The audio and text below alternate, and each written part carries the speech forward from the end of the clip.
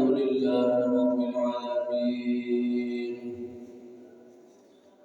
إن الحمد لله جميعا الحمد لله الذي فطر السماوات والأرض وخلق الأنام وشرع لهم من تكاليف الإيمان والأحكام أحمده حمدا كثيرا طيبا على مر الليالي والأيام وأشهد أن لا إله إلا الله وحده لا شريك له إله لا تحيط به العقول والأفهام وأشهد أن سيدنا ونبينا ومولانا محمدا عبده ورسوله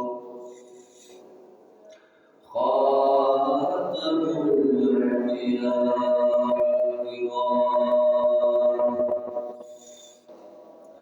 صلى الله تعالى عليه صلاة المررة العظام وعلى آله وأصحابه الأئمة الأعلام الذي أرسل إلى كافة للناس بالحق بشيرا ونذيرا وداعيا إلى الله بإذنه وسراجا منيرا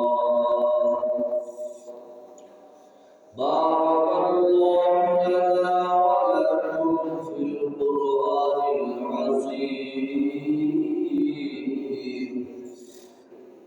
ونفعنا وإياكم بالآيات والذكر الحكيم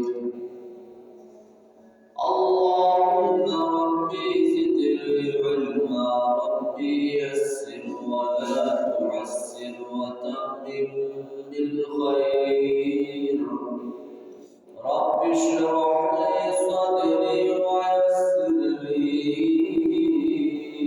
أمري واحلل عقدة من لساني يفقهوا قولي وبك نستعين يا مستعان أما بعد فأعوذ بالله من الشيطان الرجيم بسم الله الرحمن الرحيم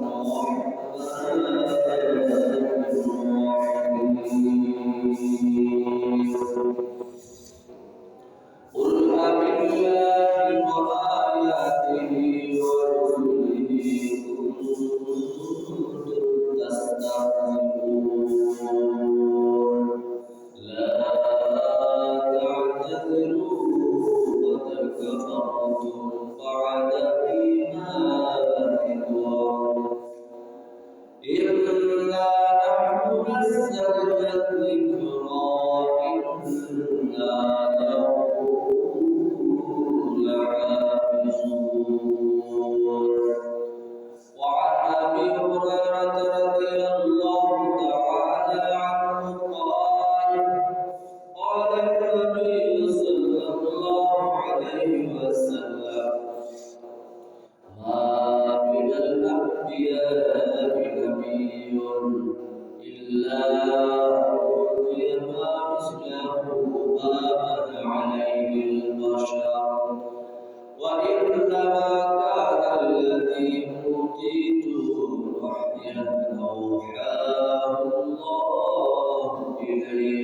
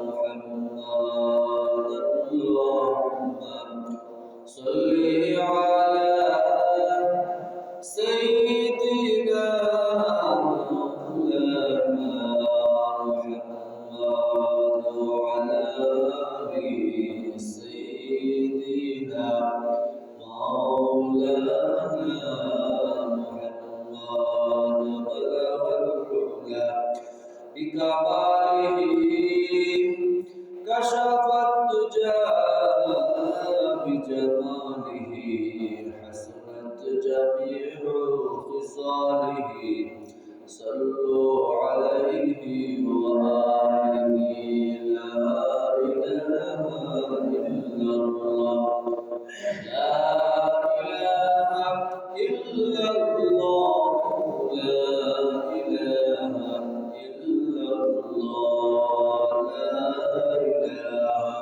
إلا الله لا إله إلا الله لا إله إلا الله لا إله إلا الله الله الله الله الله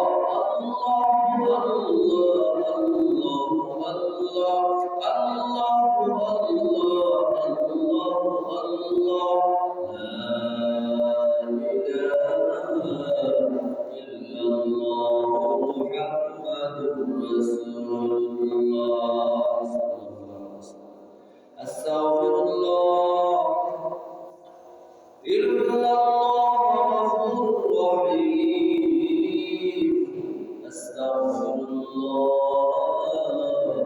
إلا الله غفور رحيم أستغفر الله الذي لا إله إلا هو الحي القيوم وأتوب إليه ولا حول ولا قوة إلا بالله العلي العظيم سبحان الله وبحمده سبحان الله العظيم سبحان الله وبحمده سبحان الله العظيم سبحانك لا علم لنا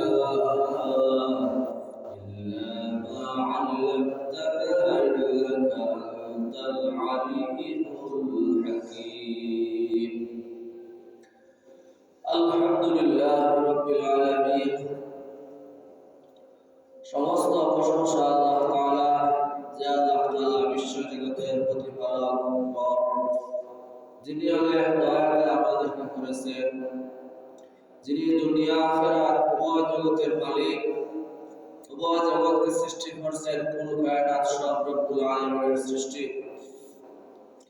এবং তার আমরা শুধু মানুষ নয় দুনিয়ার সব জীব জন্তু তরুলতা যা কিছু আছে সব আল্লাহর ইবাদত করে এবং আল্লাহর সাহায্য চায় আমরাও সেই ইবাদত চাই সাহায্য চাই সবচেয়ে বড় সাহায্য হলো রব্বুল আলামিন যাতে করে আমাদেরকে সিরাতুল মুস্তাকিম জান্নাতের পথটা পাওয়ার রবকে পাওয়ার রবের রেজামন্দি পাওয়ার আমাদেরকে তৌফিক দান করে এবং আল্লাহর অভিশপ্ত গজবপ্রাপ্ত দল থেকে আমাদেরকে হেফাজত করে এবং ওই সমস্ত লোকদের দলভুক্ত করেন যে আল্লাহ তাআলা তাদেরকে নিয়ামত দান করেছেন জান্নাতে যাওয়ার জন্য। ও রব্বুল আলামিন আজকে আমাদেরকে একটা রহমতি মাস বরকতি মাস পবিত্র রজব মাসের 12 তারিখে উপনীত হয়েছে। এই দিন আল্লাহ তাআলা আমাদেরকে আল্লাহর রাসূল গোলামি করার তৌফিক দান করেছেন। এজন্য যে যেখানে থাকি নিজ অবস্থান থেকে রবের দরবারে খুশি মনে কালিমাতুশ শুকরটা আদায় করে সবাই বলেন আলহামদুলিল্লাহ রাব্বিল আলামিন আলহামদুলিল্লাহ। কুরআনুল কারীম আল্লাহ রাব্বুল ইজ্জতের আল্লাহ তাআলা এই কালাম নবীর মাধ্যমে আমাদের কাছে পাঠিয়েছেন। আল্লাহ তাআলা যেরকম দানি আল্লাহর কালাম সেরকম দানি। আর কালামটা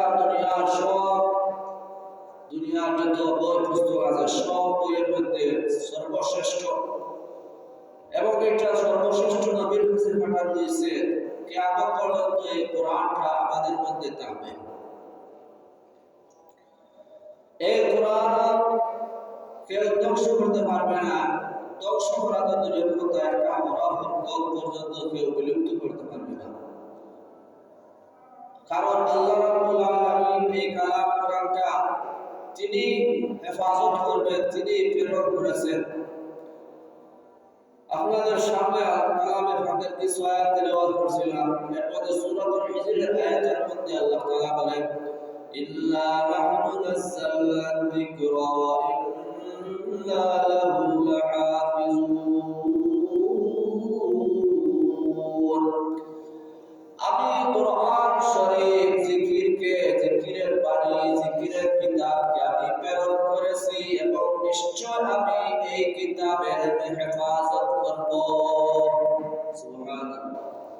কোরআন আজকে 1450 বছর যাবত এই দুনিয়ার মধ্যে আছে। বহুত বড় বড় বিজ্ঞানী পণ্ডিত আইসেন গেছেন, বহুতে চ্যালেঞ্জ গ্রহণ করেছেন, কিন্তু বিফল হয়েছে। আল্লাহর কালামের সমতুল্য কোনো কিতাব বানাইতে পারেন নাই। এজন্য এই কালাম কোরআনটা বড় দামি, এটার আমরা ইজ্জত দিতে হবে। এই কোরআনটা আমাদের সাথে আছে, আমাদের হাত ছাড়া হয় নাই।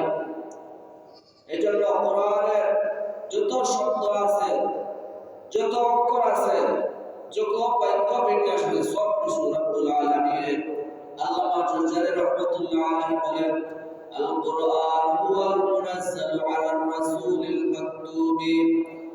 কোরআন হলো সেই কিতাব যেটা রাসূল সাল্লাল্লাহু আলাইহি ওয়াসাল্লামের কাছে অবতীর্ণ করা হয়েছে।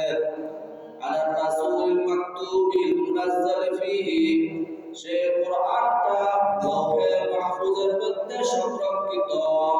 নাকলান মুতাওয়াতিরান বিলা শুবহাতিন।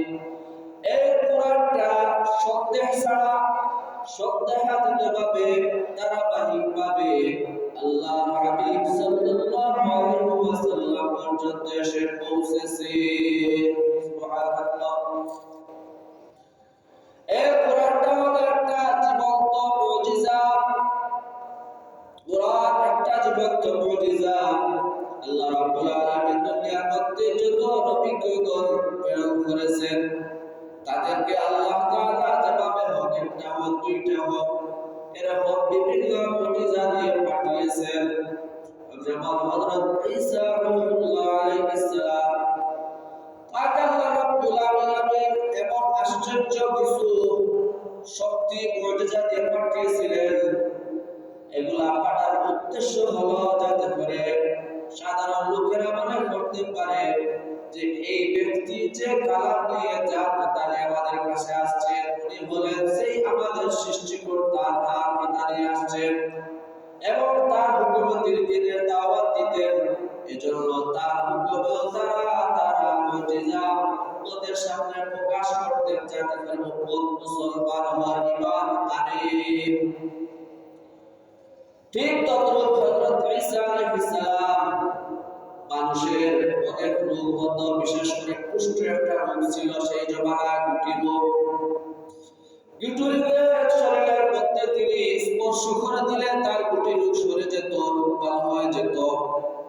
অন্ধ লোকের জন্ম থেকে অন্ধ লোক রব্বুল আলামিন তার জন্ম অবস্থায় অন্ধ বানিয়ে দুনিয়ার মধ্যে প্রেরণ করেছেন। সেই ব্যক্তির চোখের মধ্যে তিনি হাত বুলিয়ে দিলে সেই ব্যক্তির চোখ ভালো হয়ে যেত। সুবহানাল্লাহ। শুধু তাই নয়, কোন মৃত ব্যক্তির কবরের পাশে যদি মৃত ব্যক্তিকে ডাক দিতে বলতে দাঁড়াও, মৃত ব্যক্তিও উঠে দাঁড়িয়ে যেত, জীবিত হয়ে যেত। হযরত ঈসা আলাইহিস সালাম সম্পর্কে আল্লাহ তাআলা আল্লাহর কালামের মধ্যে বলেন, ওয়া রাসূলান ইলা বানি ইসরাঈল আন্নী ক্বাদ জিতুকুম বিআয়াতিন মির রাব্বিকুম আন্নী আখলুকু লাকুম মিনাত তিনি কাহাইআতিত তায়রি ফাআনফুখু ফীহি ফায়াকুনু তায়রান বিইذنিল্লাহ وأبرئ الأكمه والأبرص بإذن الله وأنبئكم بما تأكلون وما تدخرون في بيوتكم إن في ذلك لآية لكم إن كنتم مؤمنين। হযরত ঈসা রাহমাতুল্লাহ সম্পর্কে আল্লাহ বলেন, বনী ইসরাঈলের কাছে একজন নবী যাইবেন, তিনি গিয়ে তাদেরকে বলবেন, তোমাদের রবের পক্ষ থেকে আমি তোমাদের কাছে তার নিদর্শন নিয়ে এসেছি। আমি কাদা দ্বারা মাটি দ্বারা পাখির আকৃতিতে একটা জিনিস বানাইব, সেই পাখির মধ্যে ফুৎকার দিব, ফু দিব, সেই পাখিটা আল্লাহর হুকুমে সে পাখি হয়ে উড়ে যাবে। সুবহানাল্লাহ। শুধু তাই নয়, তিনি বলেন যদি কোনো কুষ্ঠরোগী হয়, জন্মের অন্ধ কোনো লোক যদি হয়, তাকে যদি আমি বুলিয়ে দেই হাত দ্বারা, বুলিয়ে দেই, হাতের স্পর্শ করি, তাহলে সেই কুষ্ঠরোগী জন্মের অন্ধ রোগীও ভালো হয়ে যায় আল্লাহর হুকুমে। এরপরে বলেন যদি কোন মৃত ব্যক্তি তাকে ওয়াহুল মাউতা বিইজনিল্লাহ, যদি কোন মৃত ব্যক্তি তাকে মৃত ব্যক্তিকে আমি ডাকলে সেই ব্যক্তি জীবিত হয়ে যায় আল্লাহর হুকুমে।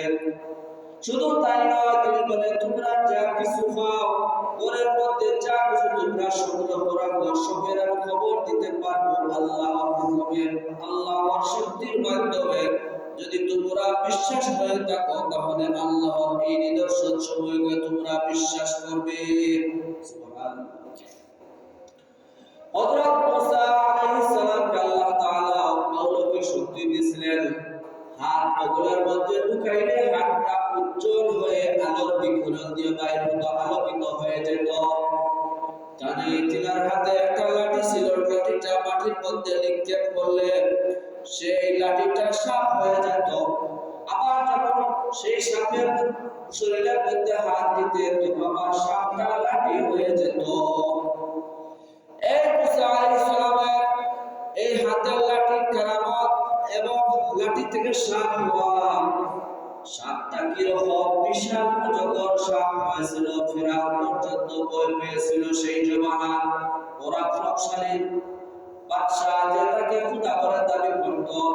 হযরত ইব্রাহিম খলিলুল্লাহ আলাইহিস সালাম জীবন্ত অবস্থায় আগুনের মধ্যে ছিলেন প্রায় 40 দিন, কেউ বলেন 1 মাস যাবত ছিলেন, কিন্তু তিনার শরীরের একটা চুল জ্বলানোর কথা, শরীর জ্বলানোর কথা, মাংস জ্বলানোর কথা, একটা পশম জ্বলে নাই। জান্নাতের পরিবেশের মধ্যে ছিলেন হযরত ইব্রাহিম খলিল আলাইহিস সালাম। তিনি না মুজিজা থেকে সেই জমানার হাজার হাজার লোক মুসলমান হয়েছে। হযরত ইউসুফ আলাইহিস সালামের পরনের জামা তিনি পিতা হযরত ইয়াকুব আলাইহিস সালামকে দিয়েছিলেন। ইয়াকুব আলাইহিস সালাম সন্তান, প্রিয় সন্তানের জামা গ্রাম পেয়ে 12 বছরের মধ্যে চুল পার হয়ে গেছিল। সুবহানাল্লাহ। হযরত দাউদ আলাইহিস সালাম আল্লাহ তাআলা আল্লাহর বান্দাকে কণ্ঠ দিয়েছিলেন, অতি সুন্দর তিলাওয়াত করতেন। এবং বলা হয় আরো মুজিজাতের মধ্যে একটা হলো লোহা। লোহা আমরা যদি নরম করতে হয়, বাঁধতে হয়, তাহলে শক্তি প্রয়োগ করে লোহাকে বাঁকা করতে হবে, বাঁধতে হয়। কিন্তু আল্লাহর হাবিব সেই দাউদ আলাইহিস সালাম এমন ব্যক্তি ছিলেন যার হাতে একটা লোহার টুকরা আসলে লোহাটা কাদামাটির মতো, অর্থাৎ ফেখর মতো নরম হয়ে যেত লোহা। সুবহানাল্লাহ। এত অলৌকিক ক্ষমতা আল্লাহ তাআলা আল্লাহ আম্বিয়া কেরামকে দিয়েছিলেন। হযরত সুলাইমান আলাইহিস সালামকে আল্লাহ তাআলা বাতাস পরিচালনার ক্ষমতা দিয়েছিলেন। বাতাসকে যে সময় বলতেন তুমি এদিকে যাও সেদিকে যাও, বাতাস মুসা হযরত সুলাইমান আলাইহিস সালামের কথা মতো সেদিক যাইতো, নড়াচড়া করত। এই সুলাইমান কেরামের অলৌকিক ক্ষমতা আমাদের নবী কি আল্লাহ কি কোন অলৌকিক ক্ষমতা দেন নাই? দিয়েছেন, অনেক অলৌকিক ক্ষমতা দিয়েছেন। এর মধ্যে সর্বশ্রেষ্ঠ জীবন্ত অলৌকিক ক্ষমতা হলো মুজিজা হলো আল্লাহর কালাম। এই কালাম সম্পর্কে হযরত আবু হুরায়রা রাদিয়াল্লাহু তাআলা বর্ণিত, নবী করিম সাল্লাল্লাহু আলাইহি ওয়াসাল্লাম বলেন, মা মিনাল আম্বিয়া নাবিয়্যুন ইল্লা উতিয়া মা মিসলাহু আমানা আলাইহিল বাশারু। আল্লাহ তাআলা আমার নবীকে কোন মর্যাদা দেন যে তার সেই জমানার মানুষদেরকে সেই মর্যাদা দেখিয়ে তারা তাদেরকে যে মুসলমান বানিয়ে যেরকম ক্ষমতা দিয়েছিলেন। ওয়াইল্লা মা কানা আল্লাযী উতিতু ওয়াহয়াল আওহাল্লাহু ইলাইয়া। তিনি বলেন আমাকে আল্লাহ তাআলা অনেক অলৌকিক ক্ষমতা দিয়েছিলেন, অনেক মুজিজা দিয়েছিলেন এর মধ্যে সবচেয়ে বড় মুজিজা হলো আল্লাহ কালাম ওহীর মাধ্যমে কুরআনুল কারীম আমাকে দান করেছেন। আমাকে কোরআন দান করেছেন যাতে করে এই কোরআনের সওয়াব পেয়ে নবীর জমানার লোক নয়, কিয়ামত পর্যন্ত যত লোক দুনিয়ার মধ্যে আসবে সকল লোক যাতে করে বাড়তে বাড়তে সকল নবীর উম্মতের চাইতে যাতে আমার উম্মত বেশি হয়ে যায়। সুবহানাল্লাহ। আমাদের নবীকেও এই অলৌকিক ক্ষমতা দিয়েছিলেন। এই কোরআনটা বড় দামি, এই কোরআন সবচেয়ে দামি, সবচেয়ে মুজিজাপূর্ণ এই কোরআনটা। এই কোরআনের অনেক মুজিজা আছে।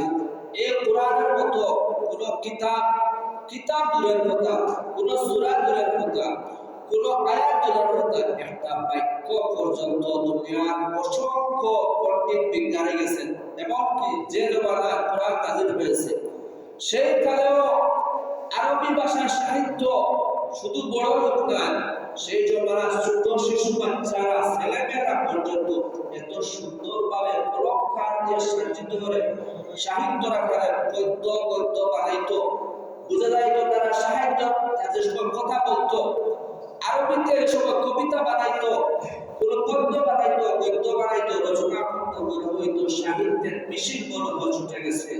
তারা কার দেয়ালের মধ্যে এরকম সাহিত্যপূর্ণ অলংকারপূর্ণ কবিতা সমূহ কার দেয়ালের মধ্যে রাখতো আর চ্যালেঞ্জ দিত, আমার এই কবিতার মতো দেখিতে এরকম সুন্দর অলংকারপূর্ণ একটা আরবি সাহিত্য অলংকার ব্যাকরণ অনুসারে একটা কবিতা বানাবো। সেই জমানায় আল্লাহ রাব্বুল আলামিন সেই এত ভাষা পণ্ডিত যার জ্ঞান নাই তাকেও আরবির আল্লাহ তাআলা সেই জমানায় আরব দেশের লোকদেরকে সেই আরবি ভাষার ক্ষমতা দান করেছিলেন। সুন্দর আকারে বর্ণনা করতে পারত। আল্লাহ রাব্বুল আলামিন আল্লাহ কালাম সেই জমানায় প্রেরণ করে তাদেরকে চ্যালেঞ্জ দিয়েছিলেন, দেখি তোমরা এই কোরআনের মতো একটা কোরআন বানাও, কোরআন বানাও, একটা সূরা বানাও, সূরা বানাও, একটা আয়াত বানাও, আয়াত বানাও, কমপক্ষে একটা কোরআনের বাক্যর মতো ছোট একটা বাক্যর মতো তোমরা বাক্য বানাও। উল্লাইল তাবাআতিল ইনসু ওয়াল জিন্নু আলা আইয়াতু বিমিসলি হাযাল কুরআনি ওয়ালাউ কানা বা'দুহুম লিবা'দ। আল্লাহ রাব্বুল আলামিন বলেন, দুনিয়ার যত মানব দানব আছে, জিন ইনসান আছে, তোমরা সকলে মিলে যদি চাও একটা কোরআন বানিয়ে আমার সামনে প্রকাশ করো, তবে একটা বাক্য প্রকাশ করো পারবে না। এমনকি তোমরা যদি একে অন্যের জন্য শক্তিশালী সাহায্য নাও, সেই সাহায্য দ্বারা তোমরা আমার কোরআনের একটা বাক্যের মতো ছোট্ট একটা বাক্য বানাইতে পারবে না। অথচ সেই আরব দেশের লোক সেই জমানায় কিন্তু দেখা যাইত তারা আরবি কোন গদ্য বা রচনা বানাইতে সময় এত সুন্দর বানাইতে পারত।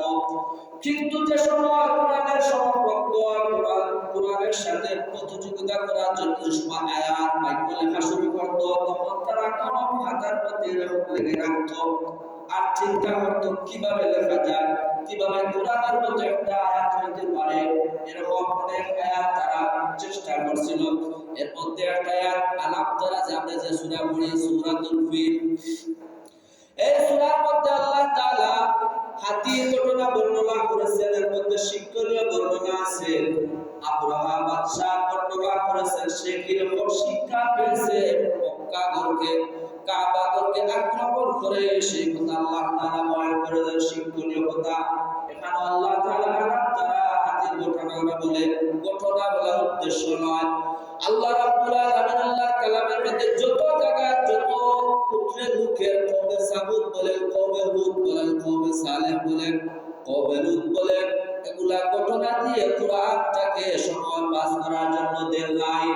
প্রত্যেকটা ঘটনার মধ্যে রাব্বুল আলামিন কিয়ামত পর্যন্ত যত সাধারণ মানুষ অসাধারণ মানুষ ক্ষমতাশীল হোক ক্ষমতা ছাড়া হোক সবাইকে শিক্ষা দেওয়ার জন্য এসব ঘটনা কোরআনের মধ্যে বর্ণনা করেছেন।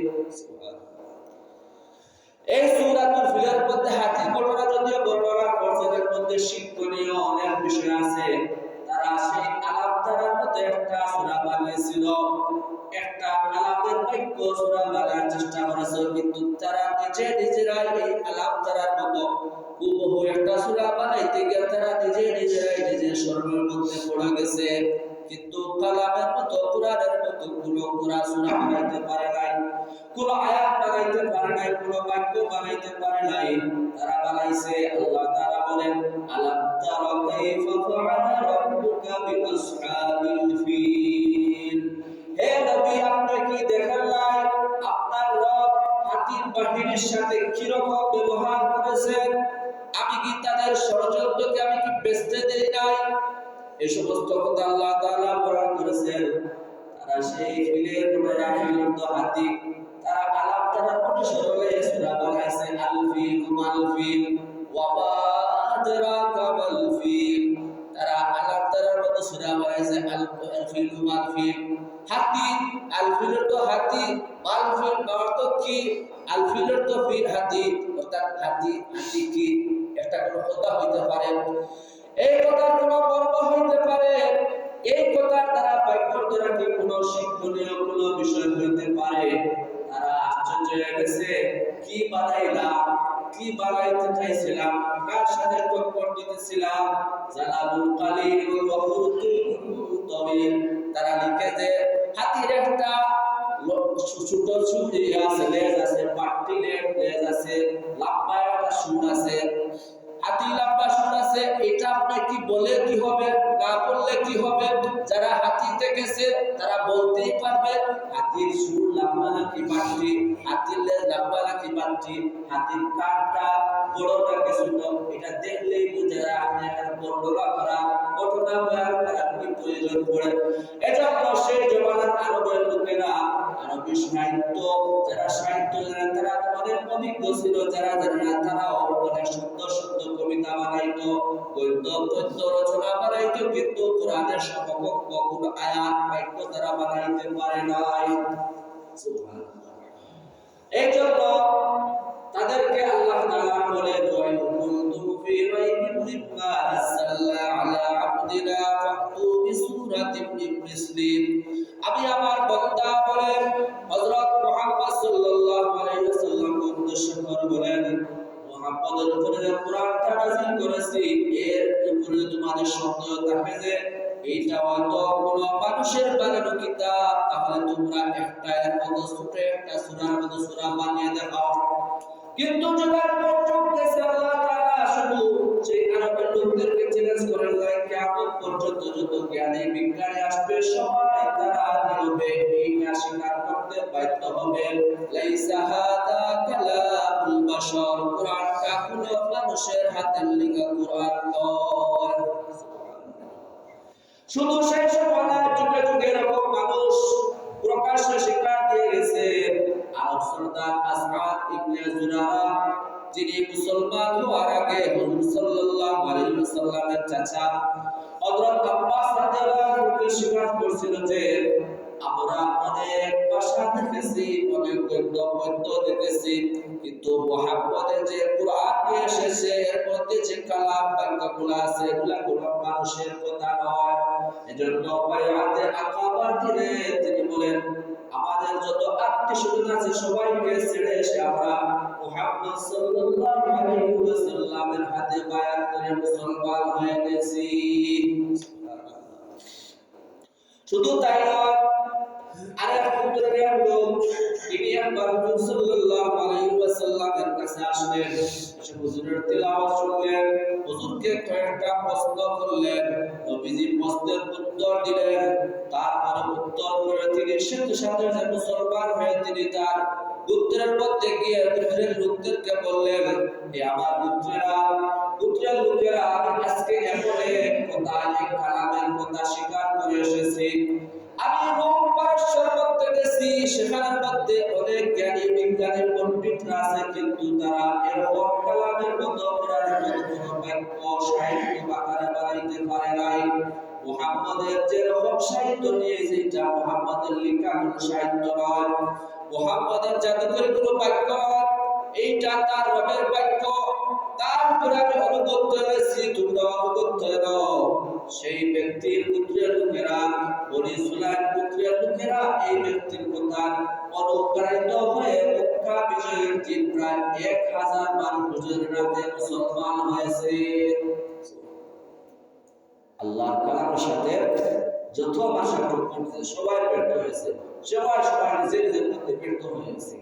এজন্য ফ্রান্সের এক ব্যক্তি ডাক্তার বার্টারেস, বহু আগের ঘটনা, তাকে সেই ফ্রান্সের শিক্ষা মন্ত্রণালয়ের লোকেরা তাকে একটা দায়িত্ব দিয়েছিল কোরআনের ৬২টা সূরার অর্থ ফ্রান্স ভাষা অনুবাদ করার জন্য। সেই জ্ঞানী ব্যক্তিও কোরআনের এই রিসার্চ করতে গিয়ে, কোরআনকে আরবি থেকে রূপান্তর করতে গিয়ে, ফ্রান্স ভাষা রূপান্তর করতে গিয়ে তিনিও স্বীকার করেছিলেন এইটা লাইসা হাদা কালামুল বাশার, এইটা কোনো মানুষের লেখা কোনো কিতাব নয়। সেই মহান নবীর সেই কিতাব, তিনি সেই কিতাব পাঠিয়েছেন। এই জন্য কোরআনটা হলো আল্লাহ তাআলা আমাদের সামনে মুজিজাপূর্ণ একটা কোরআন দিয়েছেন। এই কোরআনটা দামি, এই কোরআনের সাথে সম্পর্ক রাখতে হবে। আজকে কোরআন থেকে আমরা দূরে সরে গেছি। কোরআন যদি যারা শিখতে চায়, জানতে চাই, আমরা চাই সস্তায় কিভাবে কোরআনটা শেখা যায়, কিন্তু সস্তায় যে জিনিস পাওয়া যায় সেইটা বেশি দিন টিকে না। যে জিনিসটা পরিশ্রম করে, যে অর্জন করে, তার মধ্যে সেই জিনিসটা যতদিন টিকে থাকে। আল্লাহর কালামের মর্যাদা অনেক বেশি। হুজুর সাল্লাল্লাহু আলাইহি ওয়াসাল্লাম বলেন, ওয়াল্লাযী নাফসু মুহাম্মাদুন বিয়াদিহি লা ইয়াসমাউ বি আহাদুন মিন হাযিহিল উম্মতি ইয়াহুদিয়্যুন ওয়ালা নাসরানিয়্যুন। হুজুর বলেন, ও সত্তার কসম, যার হাতে আমার জান নিবেদিত, তোমার এই উম্মতের মধ্যে কোনো ইহুদি হোক বা খ্রিস্টান হোক, সুম্মা ইয়ামুতু ওয়া লাম ইউমিন বিল্লাযী উরসিলতু বিহি ইল্লা কানা মিন আসহাবিন নার। আমি মুহাম্মদের দিন ধর্ম অপমান করে যদি সেই ঈমান না আনে, ঈমান না আনা অবস্থায় মৃত্যুবরণ করে, তাহলে সেই ব্যক্তি নিশ্চিত জাহান্নামী। নাউযুবিল্লাহ।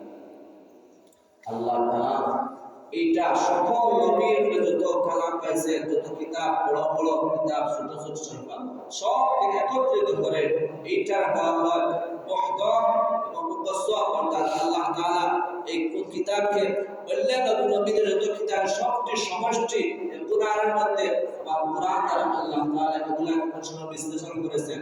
যে একটা ছেড়ে দেওয়ার প্রয়োজন ছেড়ে দিয়েছেন। হুজুর সাল্লাল্লাহু আলাইহি সাল্লাম বলেন, ওয়া আনজালনা ইলাইকাল কিতাবা বিল হাক্কি মুসাদ্দিকাল লিমা বাইনা ইয়াদাইহি মিনাল কিতাব ওয়া মুহাইমিনান আলাইহি ফাহকুম বাইনাহুম বিমা আনজালাল্লাহু ওয়া লা তাত্তাবি আহওয়াআহুম। হে নবী, এই কোরআনটাকে সত্যিকারে আমি প্রেরণ করেছি, আর এই কোরআন দিয়ে অন্যান্য নবীদেরকে যে কিতাব দিয়েছি, সহিফা দিয়েছি, এগুলা সংরক্ষণকারী হিসেবে বানাইছি। এই কোরআন অনুসারে আপনি আপনার উম্মতকে চালান, অর্থাৎ তাদের বিচার কার্য পরিচালনা করেন। যারা কোরআন মানে না, তাদের পথ অনুসারে আপনি তাদের পথকে গ্রহণ করবেন না। এইটা হলো আল্লাহর কালাম, আল্লাহর কালামের কোরআন। এর পরে ফজিলত আছে তেলাওয়াত করলে, এটা হরফে হরফে দেখি। মান ক্বারা হারফাম মিন কিতাবিল্লাহি ফালাহু হাসানাতুন ওয়াল হাসানাতু বিআশরি আমসালিহা। ওয়ালা আকুলু আলিফ লাম মিম হারফুন ওয়ালাকিন আলিফুন হারফুন ওয়া লামুন হারফুন ওয়া মিমুন হারফুন। আল্লাহর হাবিব সাল্লাল্লাহু আলাইহি ওয়াসাল্লাম বলেন, হযরত আব্দুল্লাহ ইবনে মাসউদ থেকে বর্ণিত, বলেন যে কোন ব্যক্তি যদি আল্লাহর কালামের কোরআনের একটা হরফ পড়ল, একটা অক্ষর পড়ল, এর অক্ষরের বদলে একটা নেকি দান করা হয়। সুবহানাল্লাহ। আর একটা নেকি 10টা সওয়াবের সমতুল্য। ওয়াল হাসানাতু বিআশরি আমসালিহা। এরপর নবীজি বলেন, কোরআনের সর্বপ্রথম যে সূরা, সূরাতুল বাকারা, 3টা অক্ষরের একটা শব্দ হয়েছে, যেমন আলিফ লাম মিম। তিনি বলেন আলিফ লাম মিম 3টা যদি একত্রে এসেছে, এক শব্দের মধ্যে এসেছে, তিনি বলেন এই 3টা অক্ষর এক অক্ষর না, 3টা অক্ষর 3 অক্ষর।